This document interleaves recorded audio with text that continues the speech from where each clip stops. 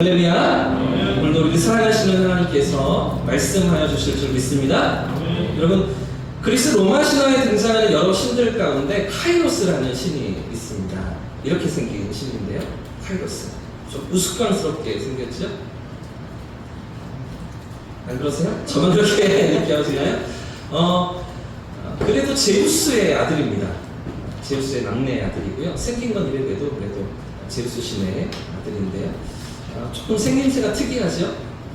앞머리는 무성한데 뒷머리는 대머리입니다. 그리고 양쪽 어깨와 또 발 뒤꿈치에 날개가 달려있고요. 손에는 칼도 들고 있고요. 또 저울도 들고 있는 모습인데요. 여러분, 그럼 이 카이로스가 상징하는 것이 무엇일까요? 카이로스가 나타내는 그런 메시지가 무엇일까요? 아시는 분들 계시네요. 기회입니다. 기회. 그래서 이 카이로스는 기회의 신이라고 불려지는 그런 신인데요. 우리 삶의 기회는 이런 모습으로 찰나의 순간에 왔다 간다는 것이죠. 찰나의 순간에 기회가 찾아오지만 떠나고 만다라는 의미라고 합니다. 그래서 앞머리는 깁니다. 하지만 뒷머리가 없는 것처럼 다가오는 기회는 잡을 수 있습니다. 하지만 지나간 기회는 붙을 수가 없다는 거죠. 또 날개가 달려있는 어깨와 두 발은 이 기회가 빨리 지나간다라는 뜻입니다. 빠르게 지나간다, 순식간에 지나간다, 이런 뜻이고요. 또 손에 칼을 들고 있습니다. 저울을 들고 있습니다. 이게 어떤 의미일까요? 무엇이 중요하다는 의미일까요? 그 기회를 잡기 위해서는 결단력이 필요합니다. 판단력이 중요하다, 이런 이야기라고 합니다. 그럼 여러분은 어떻습니까? 여러분은 우리의 삶에 기회가 찾아올 때 그 찰나의 순간을 망설이지 않고 재빨리 붙잡으시는 편이십니까? 아니면 기회를 놓치고서 두고 후회하시는 편이십니까? 여러분은 어떠신 것 같으세요? 여러분은 기회를 잘 잡는 것 같으십니까? 아니면 놓치고서 조금 아쉬움이 남는 그런 성향이신 것 같으십니까? 오늘 본문에는 주어진 기회를 놓치지 않고 신속하게 붙잡으면서 멋지게 사용하는 사람들이 등장하고 있습니다. 자칫하면 그냥 지나칠 수도 있는 그런 순간이었습니다. 어찌 보면 아무 생각 없이 놓칠 수도 있는 기회였는데, 그런데도 그 순간을 곧바로 붙잡았던 한 사건을 오늘 말씀을 우리에게 말해주고 있는데요. 우리가 지난 시간까지 함께 확인했던 것처럼 이제 안디옥에서 복음 증거를 위해서 파송받은 바나바와 사울이 1차 전도여행을 시작하고 있었죠. 그리고 1차 전도여행의 가장 첫 번째 목적지가 어디였습니까? 바나바의 고향이었던 구브로였습니다. 구브로라는 섬이었는데요. 그렇죠? 지도를 보시면 이 구브로 섬 좌우로 길쭉한 이 섬의 가장 그렇죠? 동편에 있던 그 살라미 항구로 들어가서 또 그 섬을 관통하여서 약 140km를 걸어서 파포스라는 바보라는 항구까지 나아가면서 구브로에서 복음을 전하고 가장 먼저 예수 그리스도의 이름을 증거했던 이 바울과 사울의 1차 전도 여행 출발점이었는데요. 그런 가운데 이 구브로 섬에 누가 예수를 믿고 복음을 받아들이게 되었습니까? 누가 예수를 믿게 됩니까? 총독이었죠. 서기오 바울이라는 총독이 이 바나바와 사울의 복음을 듣고서 예수를 만나게 되는 놀라운 일들이 일어나게 되었는데요. 그러니까 아마 모르긴 몰라도 이 총독이 회심하고 예수님을 만났으니까요, 이 섬 안의 전체의 주민들에게 적지 않은 파장이 있었겠죠. 큰 영향이 있었을 것입니다. 그 섬 안에서 많은 회심자들이 일어나고 있지 않았겠습니까? 총독이 믿었던 그런 예수님이라면, 총독이 만난 그런 하나님이라면 나도 한번 믿어봐야 되겠다, 이런 생각들, 이런 호기심, 이런 궁금증이 가질 수 있는 것들이잖아요. 그런 일들이 아마 이 구브로 섬에서 일어났을 터인데, 그리고서 이제 이 바나바와 사울의 선교팀은 다시 내륙으로 올라가게 됩니다. 지도를 보시면 이 파포스 항구에서 더 북쪽에 위치한 버가라는 항구에 도착하게 되고요. 그리고 이 버가에서 더 북쪽으로 내륙으로 올라가서 비시디아 안디옥에 이르는 여성이 오늘 본문의 상황인데요. 자, 그런데 이런 여정 가운데 본문이 우리에게 말해주고 있는 아주 중요한 대목을 우리가 놓치지 말아야 합니다. 잠시 스쳐 지나가는 것 같지만 아주 중요하게 우리에게 언급해주고 있는 본문의 아주 중요한 시선을 우리가 놓치지 말아야 하는데요. 지금 이 1차 전도 여행의 중심이 옮겨지고 있다는 것입니다. 이 전도 여행의 리더가 바나바에서 사울로 옮겨지고 있다는 것인데요. 특별히 오늘 본문에 이제 사울의 이름이 바울로 바뀌어지게 되죠. 사울 큰 자라는 이름의 뜻에서 작은 자라는 이름의 뜻인 바울로 이름을 바꾸게 됩니다.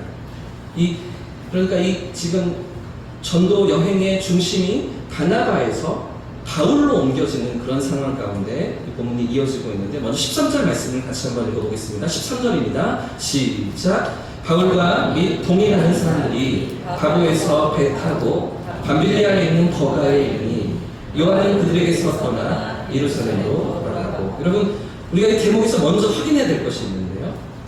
오늘 말씀이 무엇을 우리에게 가르쳐주고 있는가? 바나바에서 바울로 리더십이 옮겨지고 있는 이 상황 가운데 지금 성경이 무엇을 우리에게 말하고 있는가? 첫 번째, 함께 따라해 보겠습니다. 은사대로 사용하신다. 한 번 더요. 은사대로 사용하신다.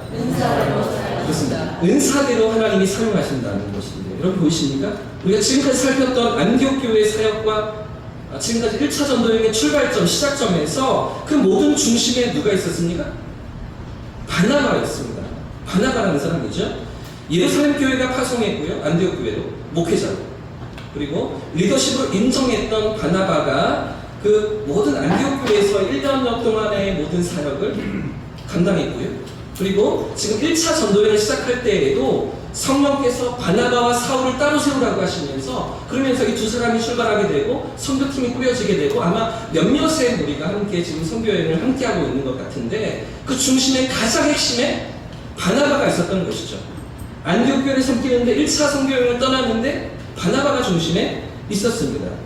여러분, 그런데 방금 13절 말씀해 보니까, 오늘 방금 읽었던 13절 말씀해 보니까 지금 전면에 누구의 이름이 등장하고 있습니까? 바나바가 아니라 바울의 이름이 등장하고 있죠. 바울이 사역의 중심에 이제 부각되고 등장하고 있는 모습인데요. 원래는 유대식 이름이었던 사울입니다.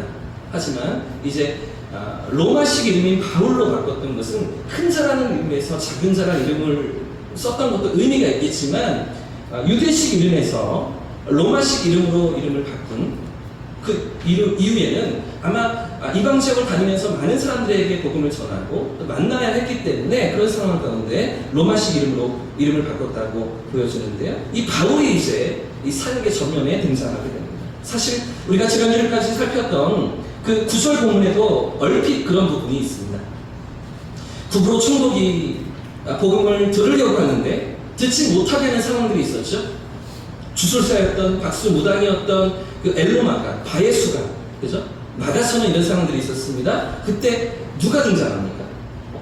누가 나서고 있습니까? 자, 9절 말씀을 보십시오. 9절에 이렇게 기록합니다. 바울이라고 하는 사울이 어떻게 해요? 성령이 충만하여 그를 주목하고 하면서 지금 엘로마를 꾸짖고 엘로마의 모든 거짓을 드러내고 폭로하는 그런 장면이 누구를 통해서 나타나고 있습니까? 사울이라고 하는 바울이죠. 그러니까 바나바가 리더였는데, 바나바가 중심에 지금까지 있었는데, 어쩌면 9절에서부터, 오늘 13절 말씀도 물렀는데 9절에서부터 바울이 이 선교 여행의 중심에 서고 있었던 것입니다. 사실은 이때부터 바울의 활약이 시작되고 있었는데요. 원래 리더였던 바나바도 있었지만, 그러나 바나바보다는 이제 바울을 통해서 하나님의 일하심이 나타나고 있는 거죠. 이후에 모든 사역의 현장에서 이제는 바울이 중심에 서게 되는데요. 그러니까 오늘 13장의 이 대목도 아주 우리에게 중요한 대목입니다.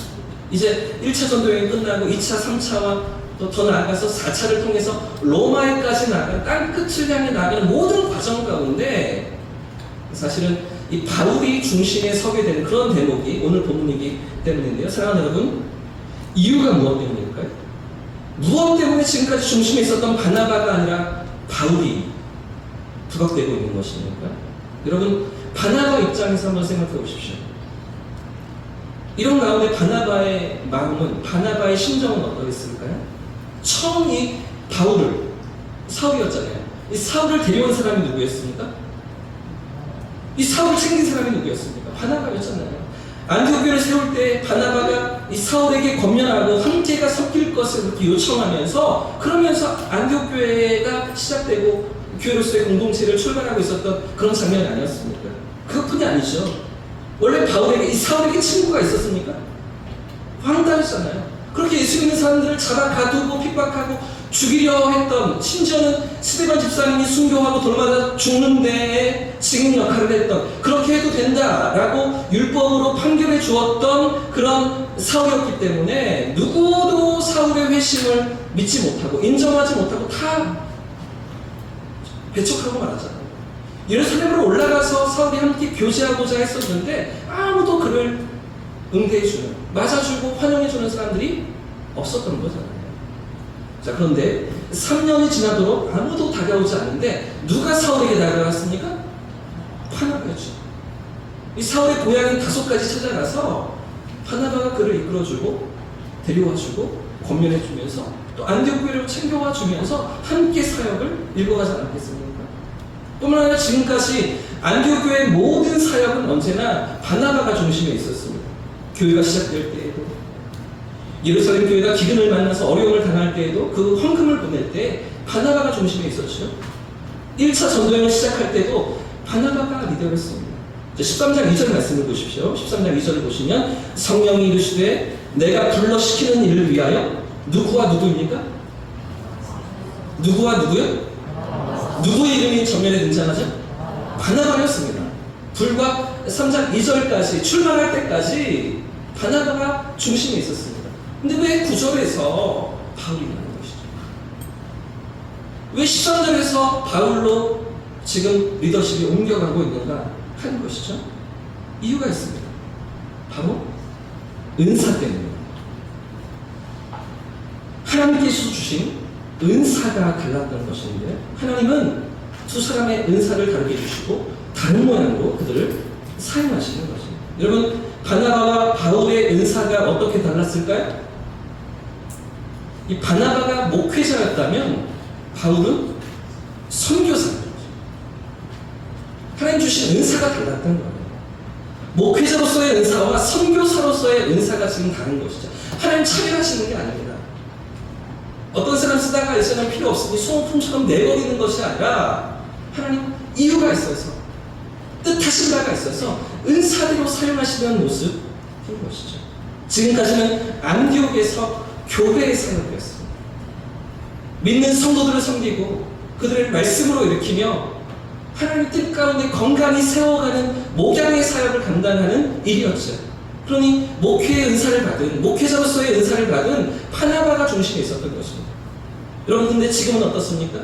지금은 어떤 현장입니까? 복음을 믿지 않는 사람들에게, 불신자들에게, 특별히 이방인들에게 전해야 되는 선교 현장이잖아요. 그러니 선교 은사를 받은 바울을 쓰시는 건 아니겠습니까? 그러니 하나님께서 지금 바울을 이제 중심에 세우셔서 그를 통해서 당신의 역사를 이뤄가시는 것인데요. 여러분, 이제부터는 선교사인 바울이 그래서 앞장서는 거죠. 이제부터는 모든 사역의 중심이 바울에게로 옮겨지는 거죠. 사랑하는 여러분, 지금 이 장면이 우리에게 무엇을 말해주고 있을까요? 하나님께서 은사대로 사용하시는 거죠. 하나님께서 주신 달란트대로, 재능대로 우리를 사용하시는 것입니다. 사랑하는 여러분, 하나님 우리에게 각각 다른 은사를 주셨습니다. 서로 다른 재능과 달란트를 주셨습니다. 여러분, 우리가 다 똑같지가 않습니다. 성격이 다릅니다. 기질도 다릅니다.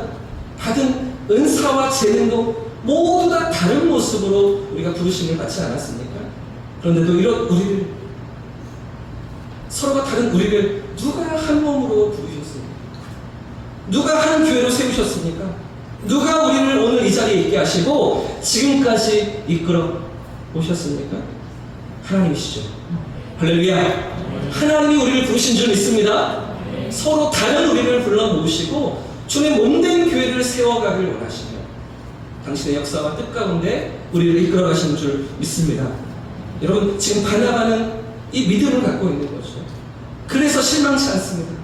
그래서 원망치 않습니다. 불평하지 않습니다. 나에게 주신 은사대로 지금까지 쓰임받았기 때문이죠. 지금의 사역 현장은 하나님이 이유가 있어서 하셔서 바울을 세우시는 것 아니겠습니까? 그대로 받아들이고 있었던 것인데요. 사랑하는 여러분, 오늘 우리에게도 이런 믿음이 있기를 소원합니다. 은사대로 쓰시는 하나님, 당신의 선하신 뜻 가운데 우리를 이끌어 가시는 그 하나님, 그 하나님의 인도하심을 신뢰하면서 오늘 우리에게 주어진 삶의 자리를, 맡기신 사역의 자리를 믿음으로 감당하는 저와 성도님 되시길 축복합니다. 자, 그런가 하면 이렇게 은혜롭게 리더십이 바뀌는 모습이잖아요. 내가 더 앞서겠다, 내가 더 역할을 해보겠다, 내가 더 중요한 일들 많이 할 수 있다, 이렇게 다투거나 경쟁하거나 치고받는 것이 아니라 너무나 은혜롭게 리더십이 바뀌어지는 그런 모습 아니겠습니까? 그렇죠? 바울도 뭐 나서서 자기가 하려고 하는 것이 아닙니다. 하나님 주신 은사대로 쓰임받고 있는 것인데요, 이렇게 은혜롭게 리더십이 교체되는 장면도 있지만 또 다른 측면에서는 전혀 예상치 못한 문제가 또 발생하고 있습니다. 여러분, 오늘 본문에 어떤 문제가 생겼습니까? 13절 말씀을 다시 한번 보십시오. 제가 읽겠습니다. 바울과 및 동행하는 사람들이 바보에서 배 타고 밤빌리아에 있는 버가에 이르니 요한은 그들에게서 떠나 예루살렘으로 돌아가고. 여러분, 지금 이 선교팀에 어떤 문제가 발생하고 있습니까?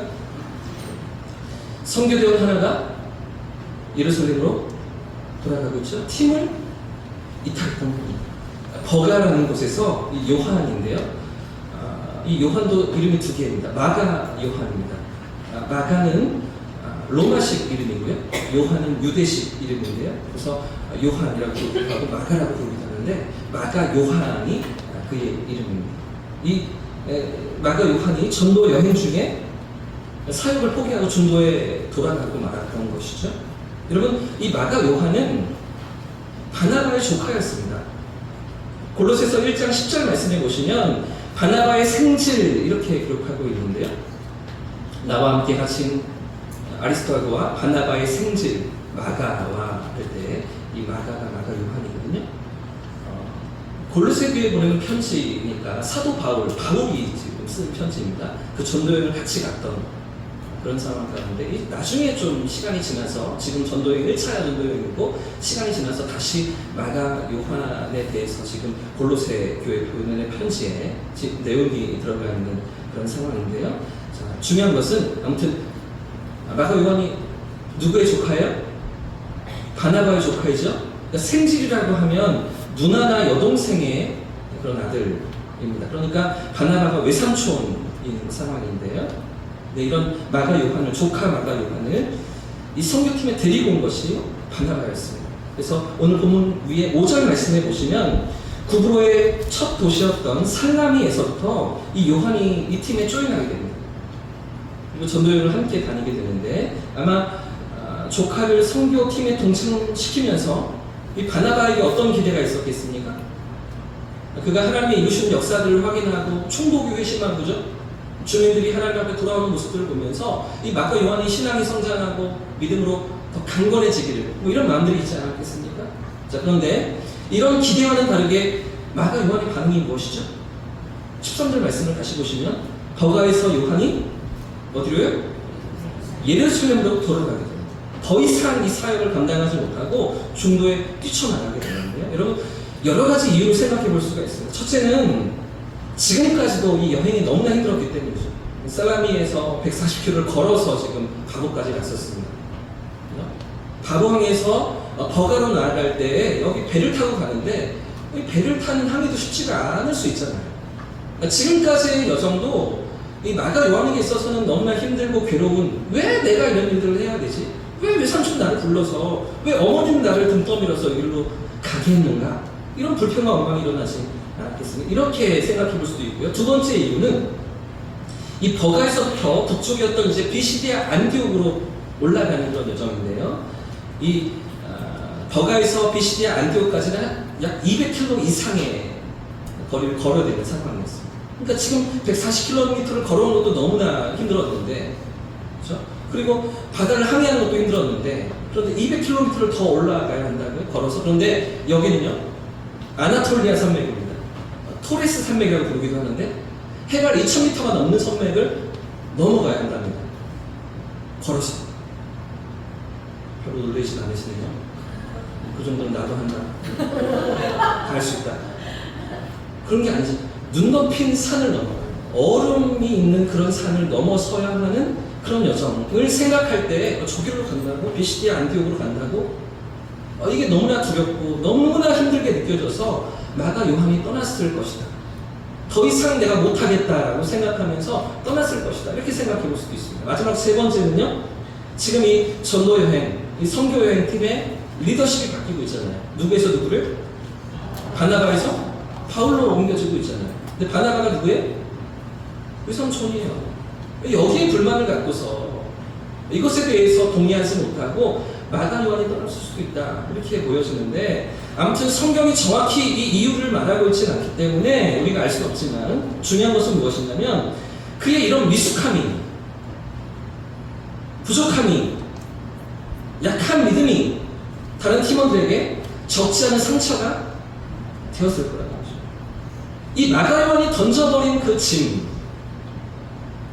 여행 보따리를 다른 팀원들이 나눠줘야 하는 것이죠. 그리고 그 2000m를 넘어가야 하는 상황인 것이죠. 아마 이런 상황들 가운데 지금 본문에 나타나진 않지만 아마 적지 않은 그런 실망감도, 그죠? 속상함도 이 팀원들 안에 있지 않았겠습니까? 자, 그런데 여러분, 이런 마가 요한의 이탈에도 불구하고 전도 여행이 어떻게 진행되어집니까? 어떻게 이어져 갑니까? 한 번 더 따라해 보겠습니다. 하나님의 사역은 전진한다. 한 번 더요. 하나님의 사역은 전진한다. 그렇습니다. 그럼에도 불구하고 하나님의 사역은, 하나님의 뜻은 이루어져 가는 것인데요. 13절과 14절 말씀을 다시 한번 읽겠습니다. 2절, 13절, 14절 시작. 바울과 및 동행하는 사람들이 바고에서 배 타고 밤빌리아에 있는 버가에 이르니 요한은 그들에게서 떠나 예루살렘으로 돌아가고 그들은 버가에서 더 나아가 비시디아 안디옥에 이르러 안식일의 회당에 들어가 앉는다. 여러분, 방금 읽으신 13절과 14절 사이에 어떤 분위기가 감지되십니까? 지금 13절에 마가 요한이 그들에게서 떠나고 예루살렘으로 돌아가고 하고서 14절에 그들은 남아있는 그 선교대원들, 그 팀원들은 버가에서 더 나아가 할 때 어떤 분위기가 감지되십니까? 전혀 흔들림이 없죠? 전혀 요동함이 없습니다. 여러분, 물론 선교팀원들 내적으로는, 심적으로는 상당한 충격이 있었겠죠? 그러니까 바나바의 조카니까 젊었을 겁니다. 아마 이때 뭐 30대 중간의 청년이었을 거라고 그 정도의 나이대로 이 마가 요한을 생각하는데요. 그러니까 마가 요한이 짊어졌던 그런 책임이 어느 정도 있었을 텐데 그것들을 나이가 많은 바나바, 외삼촌, 그리고 바울도 적지 않은 나이로 그렇게 사역을 이제 이어가고 있었을 때에 다른 팀원들, 함께하던 그 멤버들이 그 마가 요한의 짐을 나눠줘야 했을 때 힘이 빠지지 않았겠습니까? 낙심되는 마음도 몰려오지 않았겠습니까? 자, 그런데도 14절 말씀이 어떻게 이어지고 있습니까? 그들은 버가에서 더 나아가는 것이죠. 할렐루야. 더 나아가는 것입니다. 어려움이 있지만, 장애물이 있지만, 그렇죠? 앞길을 가로막는 어떤 시험을 찾아오는 것 같지만 더 나아가는 것이죠. 버가에서 더 나아가 비시디아 안디옥까지 나아가는 것입니다. 성령께서 인도하시고 성령께서 가라고 하시는 그 인도하심을 따라서 팀원들은 나아가고 있는 것이죠. 버가에서 마가 요한이 떠났지만, 이 버가에서 어려움을 만났지만 그럼에도 하나님의 역사는 여전히 전진하며 앞으로 나아가고 있는 것 아니겠습니까? 사랑하는 여러분, 오늘 이 말씀에서 우리가 붙들어야 할 믿음이 무엇입니까? 어떤 하나님의 일하심을 본문이 우리에게 보여주고 있습니까? 우리가 하나님의 뜻을 따라갈 때, 성령의 인도하심을 따라갈 때, 그때에도 우리의 삶에 크고 작은 어려움이 있다는 거죠. 하나님의 뜻을 따르면, 성령으로 충만하면, 성령의 인도하심 앞에 우리가 서 있으면 아무런 어려움도 생기지 않는다, 이렇게 말하지 않습니다. 예수를 믿고 하나님의 백성으로 살아가면 어떤 고난도 없다, 이렇게 말하지 않습니다. 주님의 교회가 이 땅 가운데 복음을 전하기 위해서, 예수의 생명을 나누기 위해서 사명을 감당하려고 할 때 어떤 위험도 어려움도 생기지 않는다, 이렇게 말하지 않는다는 거죠. 우리가 어떻습니까? 예기치 못한 문제가 발생하죠. 전혀 생각하지 못했던 어려움을 만나기도 하는 것 아니겠습니까? 그러나 여러분, 그런 순간을 우리가 만날 때에도 우리 안에 어떤 믿음이 있어야 합니까? 어떤 믿음을 지금 14절이 우리에게 보여주고 있습니까? 그들은 버가에서 더 나아가는 거죠. 그들은 버가에서 더 하나님의 인도하심을 따라서 피시디아 안디옥까지 나아가는 것 아니겠습니까? 사랑하는 여러분, 우리가 때때로 장애물을 만납니다. 어려움을 당하기도 합니다. 예상치 못한 삶의 난관들이 우리 앞을 가로막지만, 그러나 그 가운데서도 하나님의 역사는 전진하는 줄 믿습니다. 하나님은 여전히 일하고 계신 줄 믿습니다. 하나님은 여전히 우리를 사용하시길 원하시고 우리를 통해서 당신의 뜻을 이루어가시는 줄 믿습니다. 그렇기 때문에 크고 작은 어려움 때문에 낙심치 말아야 하는 거죠. 실망치 말아야 하는 거죠. 우리의 삶에 어떤 장애물이 가로막을 때 그 앞에 멈춰서는 것이 아니라, 주눅드는 것이 아니라, 실망하는 것이 아니라 하나님의 인도하심을 더 바라보면서 그 이끄심을 따라가는 저와 성도님들 되시길 축복합니다. 오늘 마지막으로 한 가지만 더 살펴봤으면 좋겠는데요. 이런 우여곡절을 겪은 후에 도착한 피시디아 안디옥입니다. 2000m를 걸어서 눈 덮인 산을 얼음 골짜기를 지나서 그렇게 찾아가지 않았겠습니까? 이렇게 힘겨운 어떤 어려움을 통과하고 극복하면서 이 바울과 바나바가 피시디아 안디옥에 찾아갔을 때 그들 앞에 어떤 상황이 펼쳐지게 됩니까? 그들에게 어떤 기회가 주어지게 됩니까? 한 번 더 따라해 보겠습니다. 기회를 얻게 하신다. 그렇습니다. 하나님께서 기회를 얻게 하시는 그런 상황이 지금 열려지고 있는데요. 하나님께서 이 장애물과 어려움을 극복한 이들에게 하나님의 복음을 전할 기회를 주십니다. 방금 읽었던 14절 말씀해 보시면 그들이 피시디아 안디옥에 도착하면서 가장 먼저 어디로 들어갔습니까? 가장 먼저 어디로 찾아갑니까? 회당에 들어가게 되죠. 회당에 들어가서 앉게 됩니다. 그 이방인들의 지역에서 유대 공동체로 살아가던 회당, 유대인들 바벨론 포로 생활 이후에 다 뿔뿔이 흩어지고 그렇죠? 종으로 팔려가고 그랬다가 이제 바벨론 제국이 멸망하고 그렇죠? 페르시아 제국이 다시 일어나고 이런 상황들 가운데 곳곳에 여러 이방 지역에 흩어져 살아가던 유대인들의 공동체, 신앙 공동체가 회당인데요. 유대인들은 그저 흩어져 살지만 않고 흩어진 그 땅에서 10명만 모여도 회당을 세우고요. 회당 안에서 하나님 말씀을 붙들며 율법을 다음 세대에게 전수하며 오시는 메시아를 소망하며 살아가던 그런 신앙의 공동체가 이 회당이었습니다. 그 회당에 지금 이 바나바와 바울이 찾아가고 있는데 15절 말씀을 보시면 1세기 당시의 회당의 모습이 잘 나타나고 있습니다. 15절 말씀을 같이 한번 읽어보겠습니다. 15절 시작. 율법과 선지자의 글을 읽은 후에 회장장들이 사람을 보내어 물어보기를 형제들아 만일 백성을 권할 말이 있거든 말하라. 여러분 이 회당에서의 모임은요 시작할 때 먼저 쉐마 이스라엘, 들으라 이스라엘을 암송합니다. 신명기 6장 말씀을 암송하면서 들으라 이스라엘, 우리 주는 오직 한 분이신 하나님이시니 너는 마음을 다하고 뜻을 다하고 목숨을 다하여 주 너의 하나님을 사랑하라. 이렇게 쉐마 이스라엘을 암송하고서 그 회당 모임이 시작되는데 그 다음에 모세 오경 중에 한 대목을 읽게 됩니다. 그리고 모든 선지자들의 글, 예언서 가운데 하나를 읽고 그리고서 그 읽은 구약 성경에 대한 설교를 이어가는 것이 회당의 그 모임 형식이었는데요. 그런데 이런 회당이 가지고 있었던 당시에 흩어져서 여러 이방 지역에 세워져 있던 회당의 아주 중요한 전통 중에 또 하나가 무엇이 있냐면 어느 안식일이든지 그 회당을 방문한 랍비에게 그 회당을 찾아온 랍비에게 읽은 말씀을 설교할 수 있는 기회를 주는 일이었어요. 왜 그런가 하면 당시에 이 회당을 책임을 지고 있던 회당장도 제대로 율법 교육을 받지 못한 사람이었기 때문에 그러니까 이방 지역에 세워진 회당이었기 때문에 어렴풋이 조상들로부터 그 부모들로부터 이어져 내려오는 율법을 구약의 말씀을 알고는 있지만 갖고는 있지만 그러나 전문적으로 율법을 배운 회당장 회당의 리더들이 아니었기 때문에 어떤 랍비나 율법학자가 회당을 방문한다면 그에게 이 말씀을 해석할 수 있는, 구약을 해석할 수 있는 기회를 주는 것, 설교할 기회를 주는 것이 너무나 자연스러운 상황이었던 것인데요. 자, 그런데 지금 이 비시디아 안디옥 회당에서 누구에게 설교할 기회가 주고 있습니까? 누가 지금 설교할 기회를 얻고 있습니까? 바나바가 아니죠? 바울이죠? 여러분, 왜 바울일까요?